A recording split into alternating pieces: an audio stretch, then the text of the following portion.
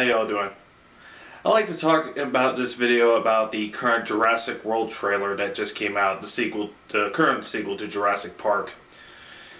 It's a bit old news. It's only been out for about 2 or 3 months now. I don't quite remember when, but it had its run around the internet and no one's really making a big deal about it now. But being that I'm a paleontology fan, I like to put in my few cents in worth here and there. Mostly a lot of the things I've heard from people already talking about it has to do with not keeping up with the current scientific research and incorporating that into the movie with dinosaurs. And there's several reasons why some people are not ready for that yet. I mean, first of all, and this is the main part, is that it's incorporating feathers on the theropod dinosaurs like Velociraptor and T-Rex. And I can understand why people could be resistant on that. Most people have grown up not seeing dinosaur imagery with feathers onto it. Of course, more people that have like to read up on the scientific research are be fast accepting of this. I myself including that. But when it comes to Jurassic Park, that could be a bit of a hassle because we're not dealing with entirely paleontology aficionados, just regular moviegoers. Not to mention the fact that Jurassic Park is a movie, not a documentary, so we don't have to really adhere to the strict scientific, research into this. Is it possible to keep Jurassic Park the way it is, but still and still have a scientific way to deal with that? Yeah, I think there's many ways you could do it. As far as the feathers goes, they've already started introducing feathers to the Velociraptors in Part 3. You see one or two of them with little feathers sticking out of their backs. But I've also heard a couple people that don't even accept a second or third movie as part of Jurassic Park because how bad they were. But is it possible? Yeah, I could think you could use a somewhat scientific explanation on why dinosaurs look the way they are and justify why they don't look like what we expect from the current research that we have, which we have extensive information of. Let's say if you're, say for instance you're a creative writer and you're trying to stick to what we all know as Jurassic Park, but we don't want to ruin people's expectations on this. There's a movie that's just came out, or if it's about to come out, called Dinosaur Island, and the trailer is out. You can quickly look for it. It's about a kid going to this mysterious island stuck in time, and in this island they have dinosaurs on it, and the meat-eating dinosaurs there, theropods, are fully feathered with a lot of blue. Pretty shade of blue, but a very extensive use of it. And of course, you have the smaller ones with fully feathered, but they also have a T-Rex that chases them that is very fully feathered. But I've talked to some people, and I've looked on the internet, and some people just don't like the idea of seeing a feathered T-Rex.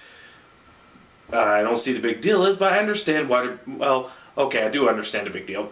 You used to see T-Rex without it. We kind of associate them as big, featherless, bare skin monsters. And some people do akin them to dragons, as far as what type of monster they perceive them in stories. So here's the thing. Some people could accept the smaller ones, but can we picture a T-Rex still without feathers? Sure, absolutely. And I'll give you a case example. We're mammals. There's a whole slew of mammals, over 4,000 species, and one of the shared derived traits that that constitutes us as mammals is hair. Okay.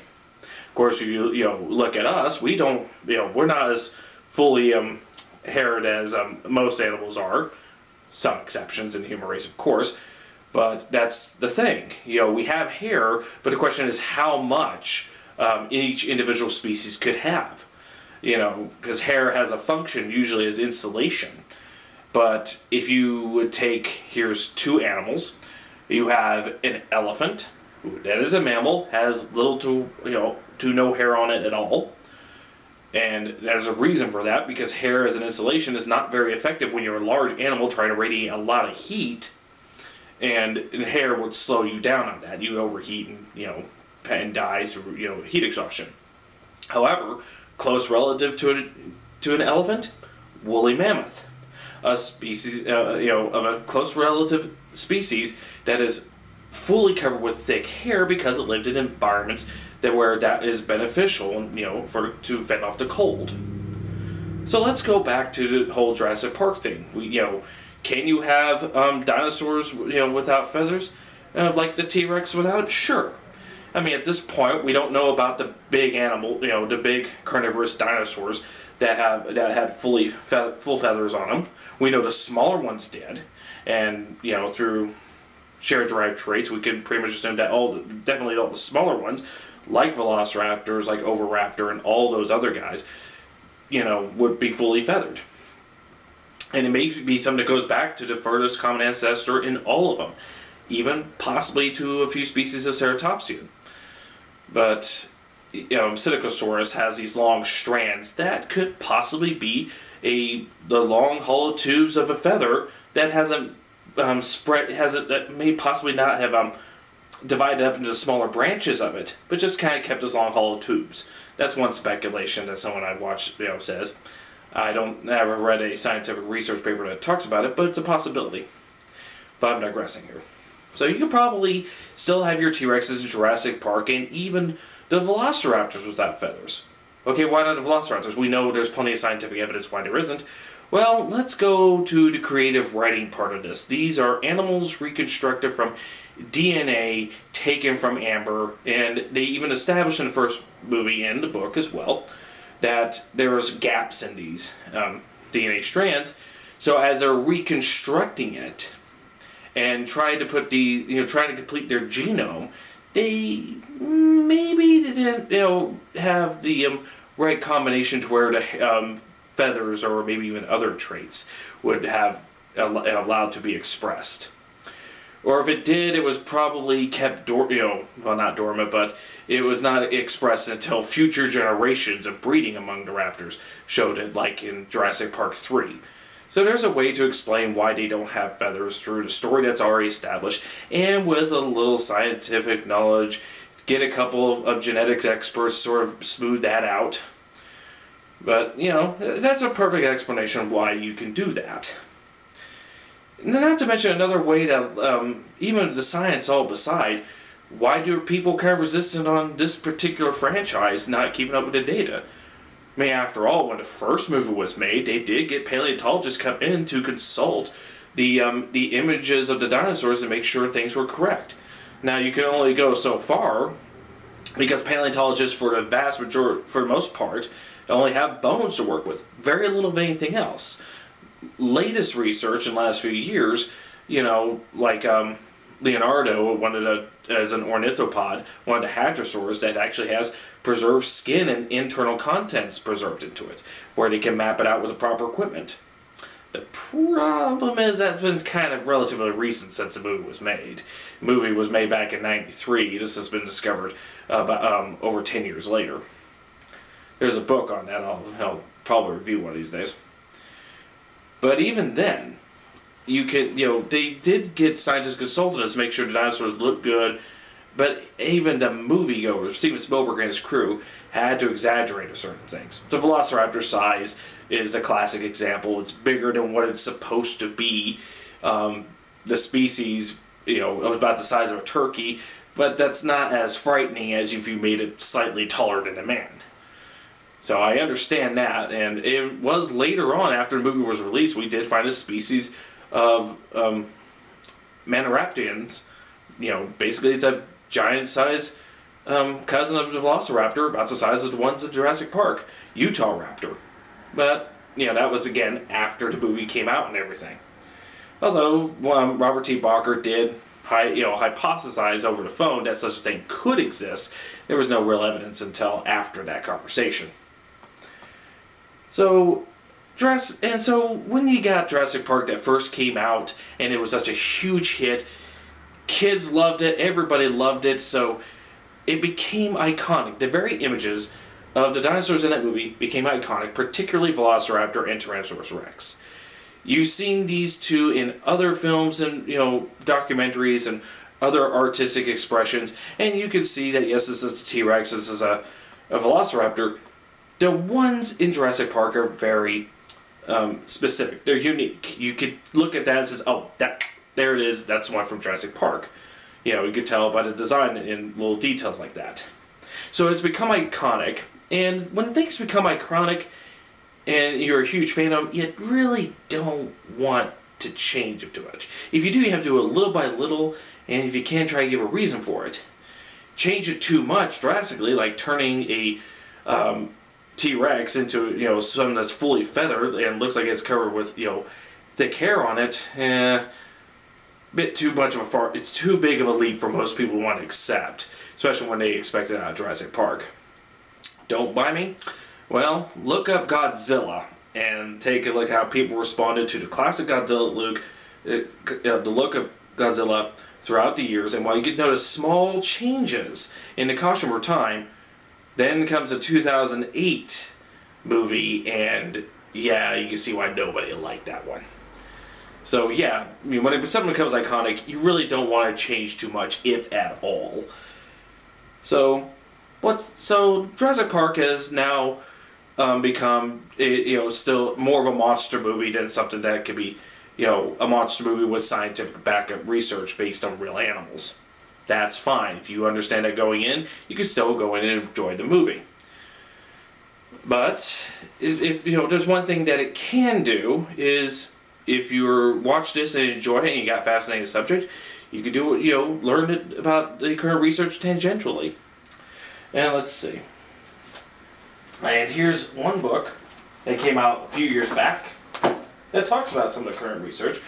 Let's see. Dinosaur Odyssey, Fossil Trends in the Web of Life by Scott D. Sampson. He is a paleontologist out in Utah. I noticed he also consulted in, in Dinosaur Train, Little Kids cartoon, where he comments on that with facts in the middle of the cartoon stuff. But this one right here is a very good. It's great for lay people. It's not too technical. It's not for little kids. It's just good for the average intelligent lay person to come in and read about what paleontologists are looking forward to in this day and age of paleontology. Because it used to be back in the early days, we would just collect species, and while keeping organized what strata they are, we would just identify what new species we could find.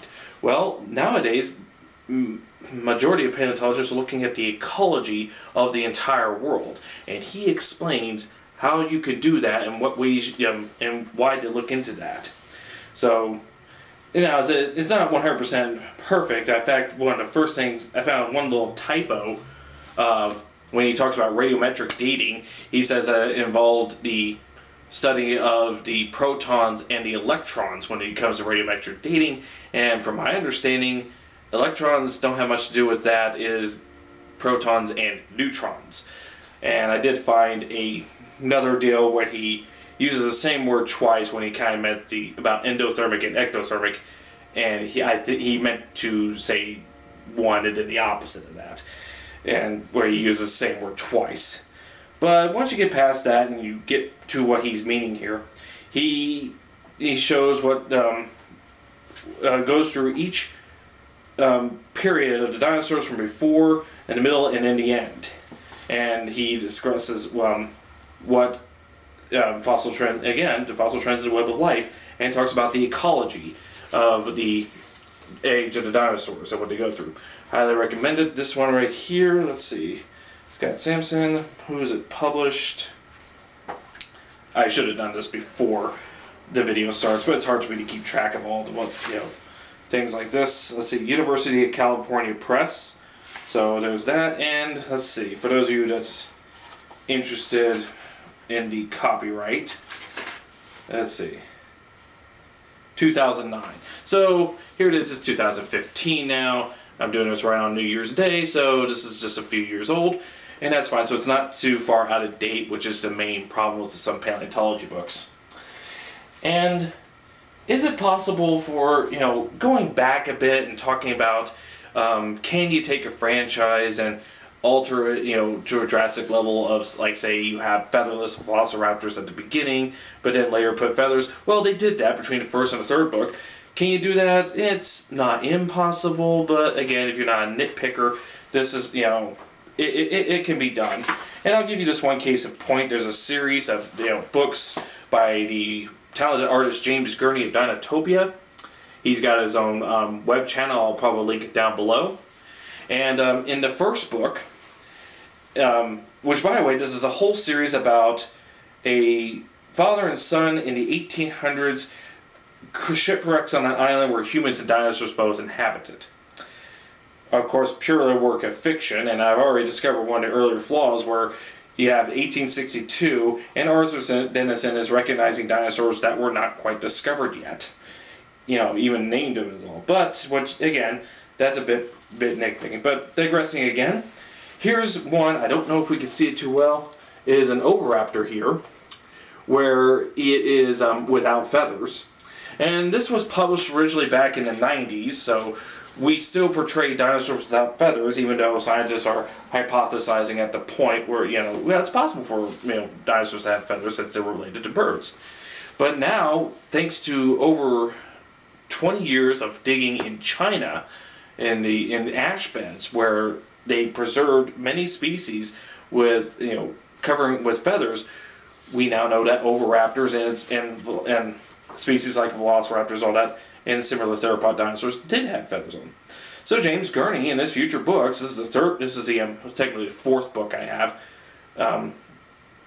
and where a similar species of oviraptor is fully feathered. So he does keep up with the research. And all the dinosaurs in his books are real. That's what, has the majesties of it. This is Dinotopia, Journey to Chandara, and this is just original Dinotopia. There's a second book of In the World Beneath, and there's also another book, I forget, I don't have it, but I can put the link down below, and you can start searching your way through his website and blog, and probably check it out, buy the books yourselves. So there's that. But say, for instance, you're one of those people that really likes, Jurassic Park, and you've got interested in dinosaurs or genetics, and you got to ask yourself, is it possible for them to do all they do or know what we know? Sure. Here's an older book. Let's see. And here we go. The Science of Jurassic Park and the Lost World. Let's see. Or How to Build a Dinosaur by Rob DeSalle and David Lindley. Now this one, let's see, published by Basic Books. It's not, we probably won't find this on the shelves currently. Most paleontology books I know do not stay forever on the shelves. But this one was published back in 1997. But the idea of this is like, you find your favorite franchise, and they, like X-Men or something like that, and you find a book that explains the real science behind what they're showing. And this one right here tells what can you take dinosaurs from amber, and what are the difficulties, what are the probabilities of finding something like that, and what do you have to do to reconstruct the DNA, and what techniques would you have to do. So this will also tell is, again, like Dinosaur Odyssey by Scott Simpson. This one is good for lay people. It does tell you about genetics, and about all the DNA and what it all has to do. So if you've taken basic genetics and got that down, this should be no problem. It is because it covers a lot of the stuff you already covered before.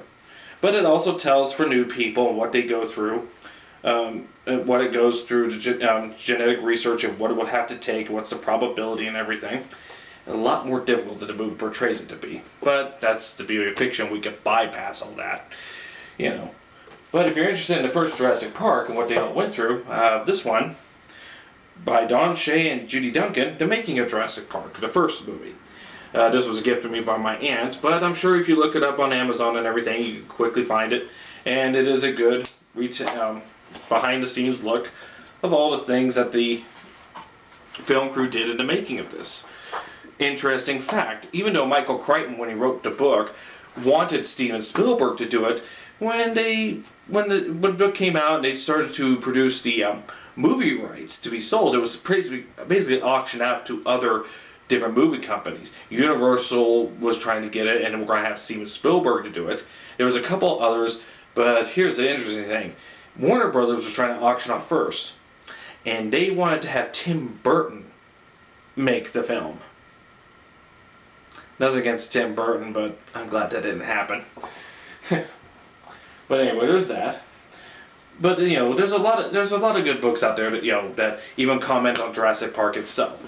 One of my earlier videos was Dinosaur in a Haystack by Stephen Jay Gould, the famed paleontologist who died back in 2002, if I recall.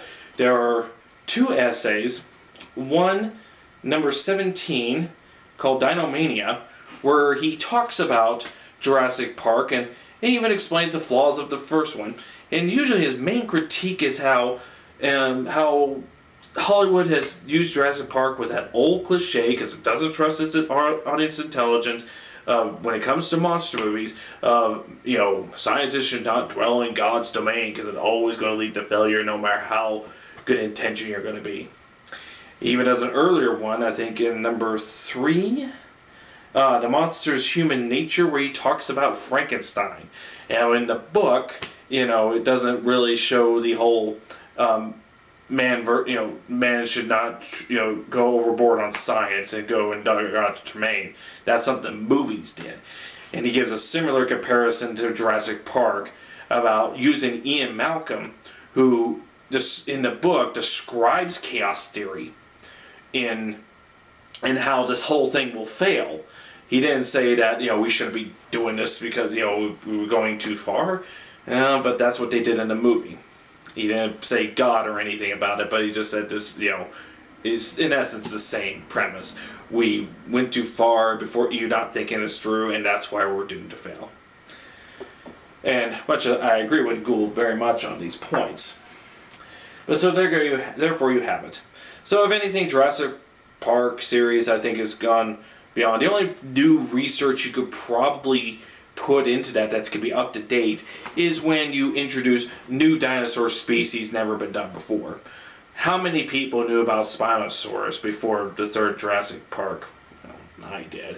I learned about it in a children's book, but I didn't know about it in detail till after the 3rd movie came out, which I knew was a dinosaur, but it wasn't until I read the book Dinosaurs of Egypt where it was first discovered. And probably the reason why you didn't hear too much of it because up until recently, the original specimen found after World War I, but before World War II, a guy named Stromer, was in the Berlin Museum that got bombed and it got destroyed. So the only thing we knew about it is the extensive monograph by Stromer and the pictures that came with it. So it wasn't up until current discoveries going back and forth that we find pieces of it, of several different species, and collaborating together to find out, more about the animal. But again, I hope this new movie will turn well. And if we're going to be nitpicking on science, how is it that anybody expects a mosquito to bite a mosasaur, a marine reptile, just enough to get its blood and then land on a tree branch with the sap? Probability-wise, I'm going to say non-existent. But I'm not going to let that distract me from enjoying the film, if it's any good. Well, I think that's about all I want to discuss from this. You can probably discuss further down below.